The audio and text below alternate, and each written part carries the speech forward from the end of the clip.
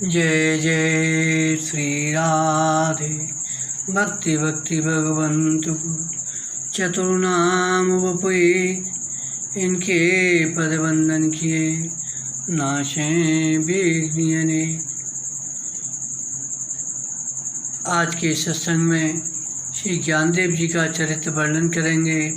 नाभाजी कहते हैं, विष्णु स्वामी संप्रदाय दृढ़ ज्ञानदेव गंभीर मत, नाम त्रिलोचन शिष्य सोर शश सदृश उजागर, गिरा गंग निहार का विरचना प्रेमा कर। आचार्य हरदास अतुल बल आनंद दायन, ते मार्ग वल्लभ विदित प्रथु पद्धति परायण। नवदा प्रधान सेवा सुदन, मन बचक्रम हरिचरण रति। विष्णु स्वामी संप्रदाय ज्ञानदेव गंभीर मति। नाभाजी कहते हैं कि विष्णु स्वामी संप्रदाय के अनुयायी सुदृढ़ विचार एवं गंभीर मति वाले श्री ज्ञानदेव जी हुए।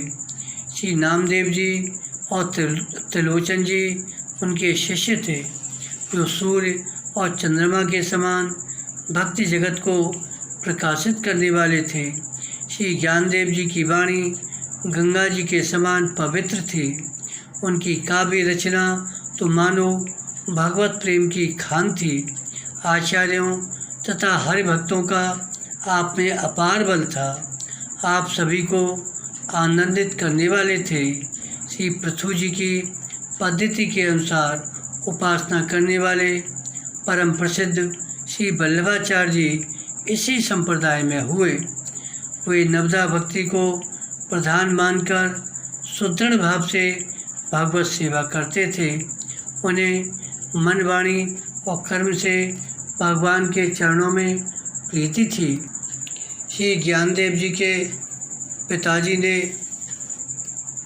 पूर्व में गृहस्थाश्रम को त्याग कर संन्यास ले लिया था और श्री गुरुदेव से झूठ बोल दिया कि मेरी स्त्री नहीं है, मैं गुरु करना चाहता हूँ।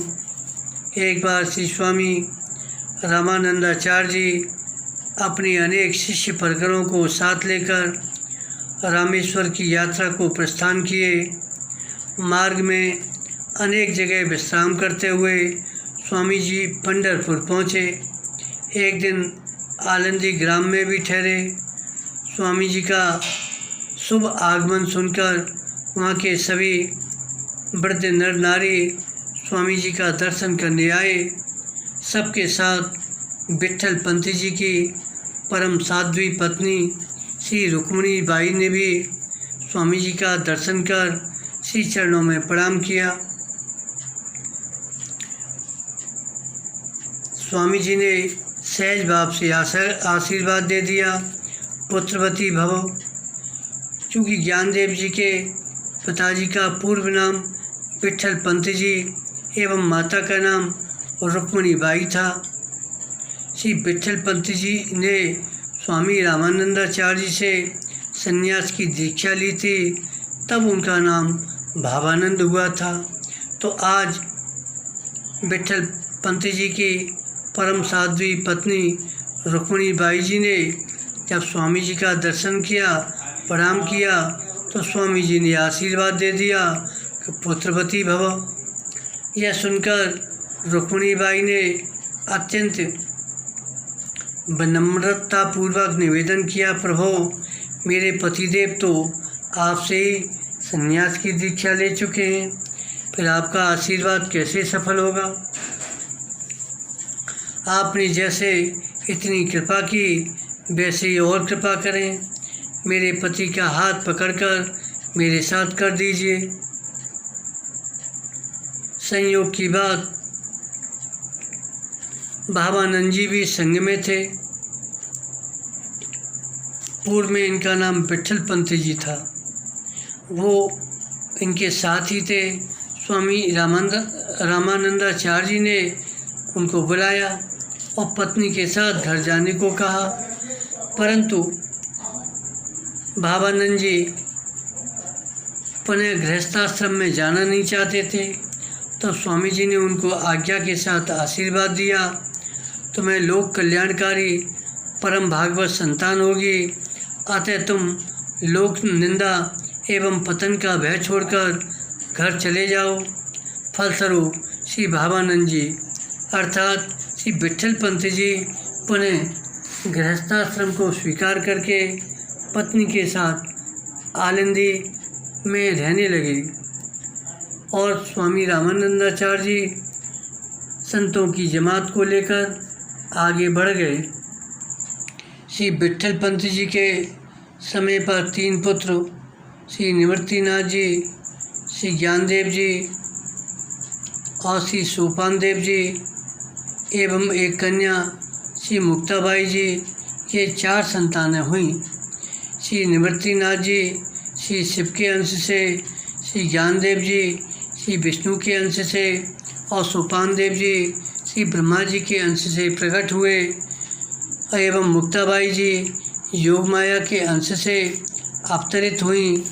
बालकों के बड़े होने पर विट्ठल पंत जी ने उनके यज्ञोपवीत संस्कार के लिए वहाँ के ब्राह्मणों से व्यवस्था चाहिए, परंतु ब्राह्मणों ने कोरा जवाब दिया, जब तक तुम अपना प्रायश्चित नहीं कर लोगे तब तक तुम्हारे पुत्रों का कोई वैदिक संस्कार संभव नहीं है।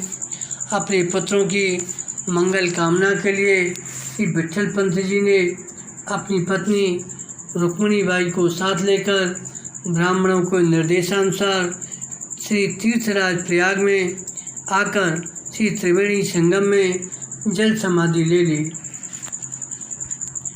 संन्यास आश्रम त्याग कर घर में रहने पर विट्ठल पंत जी के 3 पुत्र हुए, जिनमें सबसे बड़े ज्ञानदेव थे।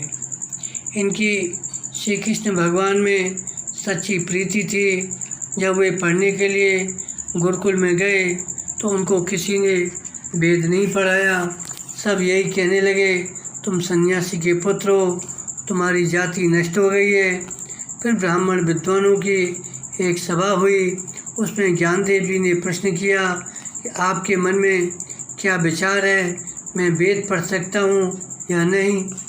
पंडितों ने कहा, तुम्हारा ब्राह्मणत्व नष्ट हो गया है, अतः तुम्हें वेद पढ़ने का अधिकार नहीं है। वहाँ के ब्राह्मणों ने कहा, यदि आप लोगों को पैठण के ब्राह्मण शुद्धि पत्र दे दें तो हम लोग भी उसे स्वीकार कर लेंगे। अब ये सब लोग पैठण आए। वहाँ के ब्राह्मणों ने सभा करके इन लोगों के लिए यही निर्णय दिया कि अपने ऊपर हंसने वाले लोगों को और देह दृष्टि तथा लोकलाज को त्याग कर ये लोग कुत्ते, चांडाल और गौ समेत सबको भूमि पर लेटकर प्रणाम करें तथा भगवान की अनन्य भक्ति करें। स्वभाव से ही सर्वभूत दर्शी परम भक्त श्री ज्ञानदेव जी ने ब्राह्मणों के इस निर्णय को स्वीकार कर लिया। उसी समय एक दुष्ट ने एक भैंसे को लक्ष्य करके इन बाल तपस्वियों का उपहास करते हुए कहा, क्या तुम लोग इस भैंसे में भी अपनी आत्मा का दर्शन करते हो? श्री ज्ञानदेव जी ने कहा, निसंदेह यह तो मेरी आत्मा ही है, भला इसमें और मुझ में भेद ही क्या है। इतना सुनते ही उस दुष्ट ने भैंसे को 2 साँटे मारे, परंतु आश्चर्य, साँटे लगे भैंसे के पीठ पर और साँटे के चिन्ह उपटे ज्ञानदेव जी की पीठ पर। अब तो यह सब देखकर लोगों ने बड़ा आश्चर्य किया, लेकिन भला दुष्ट इतने मात्र से कहाँ संतुष्ट होने वाले। कुतर्कियों ने कहा, हम मानते हैं तुम में समदर्शिता का भाव पूरा है, परंतु सन्यासी की संतान होने से तुम्हें वेद पढ़ने का अधिकार नहीं है। तब श्री ज्ञानदेव जी ने भैंसे से वेद पाठ करवाया। तब सब लोग नतमस्तक हो गए। उस समय एक भैंसा समीप खड़ा था, तो ज्ञानदेव जी ने कहा, वेद तो ये भैंसा भी बिना किसी के पढ़ाई पढ़ सकता है। ज्ञानदेव जी ने आज्ञा दी और भैंसा वेद पाठ करने लगा। ज्ञानदेव जी ने यह भक्ति का प्रताप दिखाया, जिससे उन पंडितों में भी भक्ति प्राप्त करने की रुचि जाग गई। उनका अहंकार दूर हो गया। उन्होंने आकर ज्ञानदेव जी के चरण पकड़ लिए। भक्तों का सा सरल स्वभाव अपनाकर उन्होंने दीनता ग्रहण की। इस तरह पैठण में ही ज्ञानदेव जी ने एक और चमत्कार दिखलाया। एक ब्राह्मण के घर श्राद्ध के अवसर पर श्री ज्ञानदेव जी के आह्वान करने पर पितृगणों ने प्रत्यक्ष प्रकट होकर भोजन किया। पर तो वहाँ के विद्वान ब्राह्मणों ने स्वतः ही इनकी भक्ति से प्रभावित होकर इन्हें स्तुति पत्र लिखकर दे दिया। अब कुछ दिन पैठण रहने के बाद श्री ज्ञानदेव जी आदि वहाँ से प्रस्थान कर दिए। मार्ग में नेवासे नामक गांव पड़ा। वहाँ एक स्त्री को अपने मृतक पति के सबके समीप बैठकर रोते देखकर श्री ज्ञानदेव जी ने पूछा तो मालूम हुआ उस व्यक्ति का नाम सच्चिदानंद था। ज्ञानदेव जी ने कहा, भला सच्चिदानंद को मृत्यु कैसे स्पर्श कर सकती है? यह कहते हुए उन्होंने जो ही उसके मस्तक पर हाथ फेरा, वह व्यक्ति जीवित होकर उठ बैठा। परंतु संत कृपा से जीवन प्राप्त सच्चिदानंद पुनः संसार में प्रवृत्त न होकर ज्ञानदेव जी के शरणागत हो गए। आगे चलकर ये सच्चिदानंद बाबा के नाम से प्रसिद्ध हुए। श्री ज्ञानदेव जी कृत श्री गीता की ज्ञानेश्वरी टीका का लेखन कार्य इन्होंने ही किया। श्री ज्ञानदेव जी ने 15 साल की अवस्था में ही गीता पर ज्ञानेश्वरी टीका लिखी है। आलंदी में भी इन्होंने एक चमत्कार दिखाया। दिवाली के अवसर पर एक प्रकार का महाराष्ट्रीय भोजन मांडे बनाने के लिए मिट्टी का खप्पर न मिलने पर, मुक्ताबाई के उदास होने पर ज्ञानदेव जी ने योग के द्वारा अग्नि की धारणा करके अपनी पीठ को ही अत्यंत तप्त करके उसी पर मांडे बनाने के लिए कहा। मुक्ता ने उनकी पीठ पर मांडे बनाया। यह अद्भुत चमत्कार देखकर लोग दंग रह गए।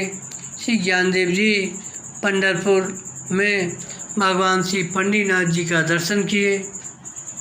अब तीर्थ यात्रा का विचार उठने पर श्री पंडरीनाथ जी ने श्री नामदेव जी को मांगकर साथ लेकर सभी तीर्थों का परिभ्रमण किया। तीर्थ यात्रा के व्यास से अपने सत्संग से असंख्यों जीवों का उद्धार करते हुए श्री ज्ञानदेव जी अपनी संत मंडली को साथ लिए काशी पहुँचे। काशी में मुद्गलाचार्य नाम के एक वैदिक विद्वान ब्राह्मण मणिकर्णिका घाट पर एक महान यज्ञ कर रहे थे। यज्ञ में अग्र पूजा पर विचार विमर्श हो रहा था। निर्णय यह किया गया कि एक हथिनी की सूंड में एक पुष्पमाला थमा दी। वह जिसके गले में माला डाल दे उसी की प्रथम पूजा की जाएगी। हथिनी ने यज्ञ भगवान का दर्शन करने के लिए आए हुए श्री ज्ञानदेव जी के गले में वह माला डाल दी। फिर तो सबने उल्लासपूर्वक श्री ज्ञानदेव जी का अग्र पूजन किया। ठीक भी था, ये श्री विष्णु भगवान के अंश अवतार जो थे काशी से चलकर श्री वृंदावन आए। यहाँ श्री विष्णु स्वामी जी ने प्रकट होकर इन्हें सांप्रदायिक रहस्य की शिक्षा दीक्षा दी। इस प्रकार बड़े आनंद के साथ तीर्थ यात्रा करके श्री ज्ञानदेव जी पुनः पंढरपुर आकर श्री पंडरीनाथ जी का दर्शन किए और आलंदी गांव में निवास करने लगे। बात उन्हीं दिनों की है कि चांगदेव नाम के एक सिद्ध योगी राज ताप्ती नदी के किनारे आश्रम बनाकर रहते थे। उनकी आयु 1400 साल की थी। हजारों शिष्य थे। बड़ी भारी प्रतिष्ठा थी। इन सब बातों का उनको अपमान भी था। परंतु जब वे एक ब्राह्मण के द्वारा श्री ज्ञानदेव जी की महिमा सुने तो इनकी इच्छा हुई ज्ञानदेव जी से मिलने की, लेकिन उनके शिष्यों ने उनको भड़काया। आप जैसे वयोवृद्ध परम सिद्ध का उन बालकों से मिलने के लिए जाना ठीक नहीं है। तब चांगदेव जी ने इनको एक पत्र लिखने का निश्चय किया, परंतु जब पत्र लिखने बैठे तो उनकी समझ में नहीं आया। इन्हें प्रणाम लिखूं या आशीर्वाद? प्रणाम करता हूँ तो अपनी सिद्धता में बट्टा लगता है, और आशीर्वाद लिखने का साहस नहीं हुआ क्योंकि उनकी भी महिमा महान है। तब चांगदेव ने कोरा कागज ही अपने एक शिष्य के द्वारा ज्ञानदेव जी के पास भेज दिया। पत्र देखकर ज्ञानदेव जी को सोच ही रहे थे कि इनकी छोटी बहन मुक्ता ने सहज भाव से कहा, क्या 1400 वर्ष तक योग साधन करने के बाद भी चांगदेव अभी कोरे के कोरे रह गए? बात कहने को तो सामान्य थी, परंतु थी बड़ी गंभीर। ज्ञानदेव जी ने पत्र के उत्तर में 65 अभंगों में श्री भक्ति ज्ञान की महिमा लिखकर चांगदेव के पास भेज दी। उसे चांगदेव 65 कहते हैं। उसे पढ़कर चांगदेव श्री ज्ञानदेव जी से मिलने के लिए चले, पर अवमान को साथ लेकर उन्होंने साथ में सहस्त्रों शिष्यों को लिया।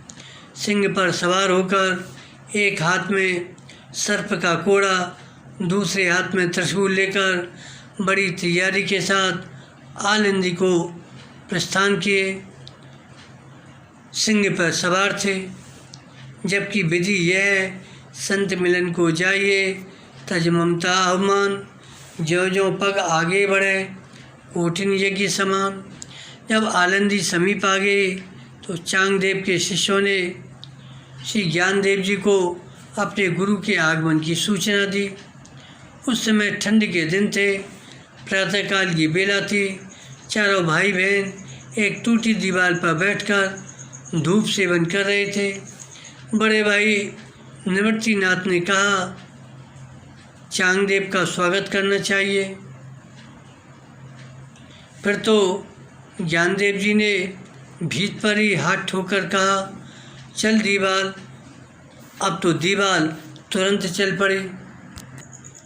यह अद्भुत चमत्कार देखकर चांगदेव का अपमान चूर्ण हो गया। उन्होंने सोचा, मैंने सिंह को बस में किया तो क्या हुआ, आखिर वह तो चेतन है।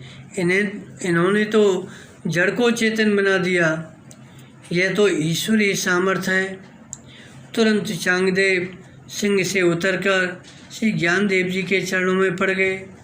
श्री ज्ञानदेव जी की कृपा से चांगदेव जी के हृदय में भक्ति का संचार हो गया। उनकी आंखों में प्रेमाश्रु छलछला आए, शरीर में रोमांच हो गया। श्री चांगदेव जी अत्यंत विनयपूर्वक पत्र में लिखी गई 65 का तात्पर्य पूछने लगे। श्री ज्ञानदेव जी ने देखा इनमें वास्तविक जिज्ञासा का अभी अभाव है, क्योंकि यह सब होने पर भी इनके सहस्त्रों शिष्य इनके साथ थे। इनमें स्वयं गुरुत्व अपमान, हजारों शिष्यों का अपमान था। तब श्री ज्ञानदेव जी इस अपमान को दूर करने के लिए एक युक्ति निकाली। आपने कहा, यदि तुम 65 का तात्पर्य जानना चाहते हो तो इसके लिए तुम्हें एक जीव की बलि देनी होगी। चांगदेव ने शिष्यों की ओर देखा, पूछा भी, क्या तुम लोगों में से कोई मेरे लिए बलि दे सकते हो? सब शिष्यों ने सिर नीचा कर लिया। अंत में आंख बचाकर एक एक करके सब खिसक गए। तब चांगदेव का यह अपमान जाता रहा। उन्होंने हाथ जोड़कर ज्ञानदेव जी से कहा, महाराज, मैं अपनी बलि स्वयं दूंगा। श्री ज्ञानदेव जी ने कहा, मैं भी यही चाहता था, तुम अपने अहम की बलि दे दो, तब 65 का भावार्थ समझ में आ जाएगा। इसके बाद श्री ज्ञानदेव जी के संकेत पर मुक्ताबाई ने उन्हें पैंसिटी का तात्पर्य समझाया। श्री ज्ञानदेव जी ने अभी जीवन के कुल 21 वर्ष पूर्ण कर 22वें वर्ष में प्रवेश किया था, परंतु इतनी अल्पायु में ही अनेकों अद्भुत चमत्कार देखकर संसारी लोग अपनी विविध कामनाओं की पूर्ति के लिए इनको हर घड़ी घेरे रहते। तब लोक मान्यता के से बचने के लिए श्री ज्ञानदेव जी ने समाधि लेने का निश्चय किया। उस समय ये श्री नामदेव जी आदि वैष्णवों को साथ लेकर पंडरीनाथ भगवान का दर्शन एवं उनकी अनुमति लेने के लिए पंढरपुर गए। प्रभु का दर्शन कर श्री ज्ञानदेव जी ने अपनी इच्छा प्रकट की, जिसे सुनकर भगवान के नेत्र सजल हो उठे, हृदय भर आया, मौन स्वीकृति ही दी। आलंदी में अजान वृक्ष के नीचे एक सुंदर गुफा तैयार की गई।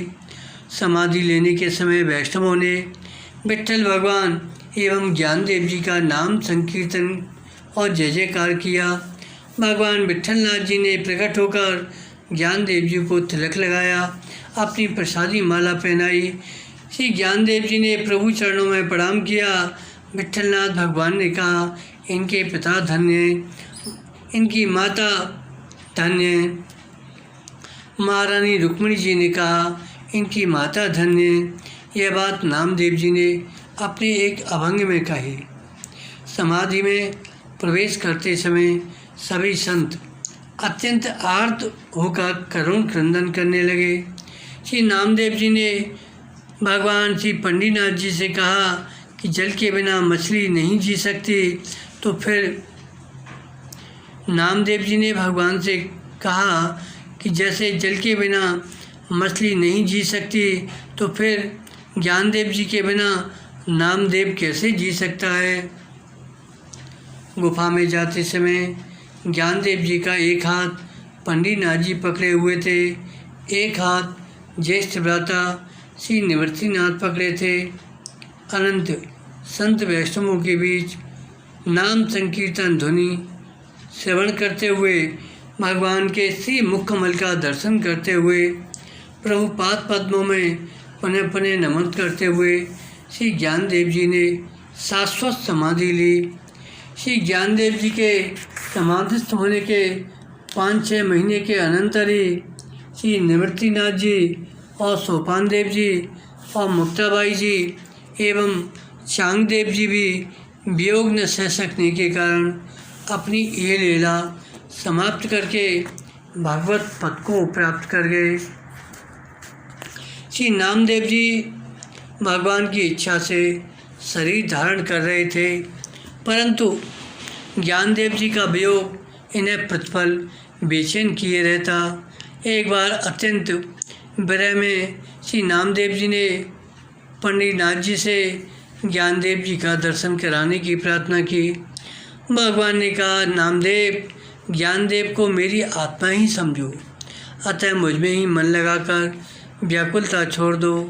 नामदेव जी ने कहा, प्रभु, मैं ब्रह्म ज्ञान का अधिकारी नहीं हूँ, मुझे तो आप मेरे परम गुरु ज्ञानदेव जी का दर्शन करा दीजिए।